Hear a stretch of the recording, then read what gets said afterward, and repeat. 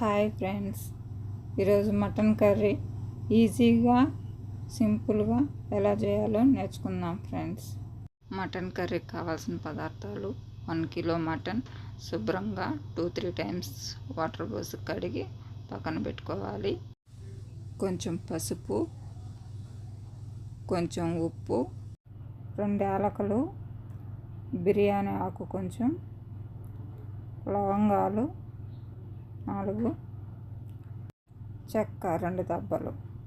ఒక గ్లాసులోకి వాటర్ పోసి స్టవ్ పైన పెట్టి 5 to 6 విజిల్ వచ్చేదాకా ఉడికించి పక్కన పెట్టుకోవాలి. కర్రీలోకి మసాలా ప్రిపేర్ చేసుకున్నాము. కొంచెం ఎర్రగడ్డ, తెల్లగడ్డ, అల్లం, చెక్క, లవంగాలు అన్నీ మెత్తగా మిక్సీ పట్టుకోవాలి.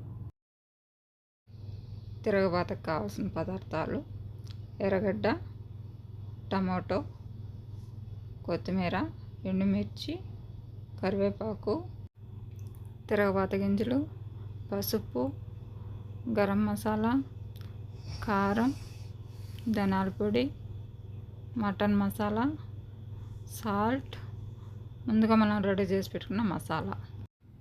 స్టవ్ వెలిగించి కడాయి పెట్టుకొని ఆయిల్ పోసుకోవాలి. ఆయిల్ వేడెక్కాక తిరగబాత గింజలు, కరివేపాకు, ఎండుమిర్చి వేసుకోవాలి. కరివేపాకు, ఎండుమిర్చి వేగాక ఆనియన్స్ వేసుకోవాలి. ఆనియన్స్ గోల్డెన్ బ్రౌన్ వచ్చేదాకా వేయించుకోవాలి. తర్వాత టమాటో వేసుకొని బాగా కలుపుకోవాలి. టమాటో కొంచెం వేగాక పసుపు, సాల్ట్, మనకు తగినంత సాల్ట్ వేసుకోవాలి. అలానే 5 minutes మూత పెట్టి వేయించుకోవాలి. మూత తీసేసి ఒకసారి కలుపుకోవాలి. ఆ మిశ్రమం అంతా మెత్తగా గుజ్జులాగా తయారయ్యేలా కలుపుకొని ఇప్పుడు ఈ మిశ్రమంలో మనకు కావాల్సిన పౌడర్లు వేసుకుందాము.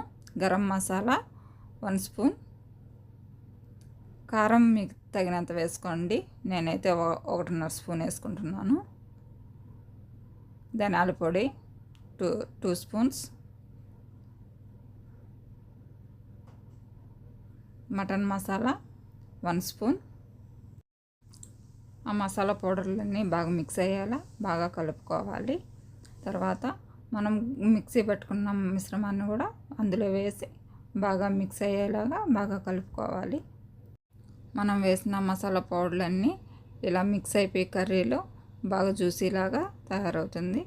తర్వాత 1 గ్లాస్ వాటర్ వేసి ఆ మిశ్రమంలో బాగా కలిపి ఇలా బాగా ఉడికించుకోవాలి.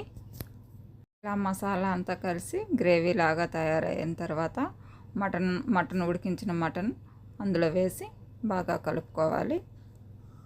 ఇలా కొద్దిసేపు కలుపుకొని ఆ మిశ్రమం అంతా ముక్కలకు బాగా పట్టేట్టుగా కలుపుకొని 1 గ్లాస్ వాటర్ పోసి బాగా కలుపుకోవాలి. మళ్ళీ ఒకసారి మూత తీసి ఆ గ్రేవీ అంతా బాగా మళ్ళీ ఒకసారి కలపాలి. ఈ ముక్క మీలో ఎంతమందికి ఇష్టమో ఒకసారి కామెంట్ చేయండి. నాకైతే చాలా ఇష్టము. ఇలా గ్రేవీ అంతా చిక్కగా అయ్యేదాకా ఉడికించుకోవాలి. ఉడికిన తర్వాత కొత్తిమీర వేసి కొద్దిసేపు కలిపి స్టవ్ ఆఫ్ చేసేసేయాలి. అంతేనండి, చాలా త్వరగా అయిపోయి మటన్ కర్రీ. వేడి వేడి సంగట్లోకి మటన్ కర్రీ సర్వ్ చేసుకుంటే సూపర్ కాంబినేషన్, చాలా రుచిగా ఉంటుంది.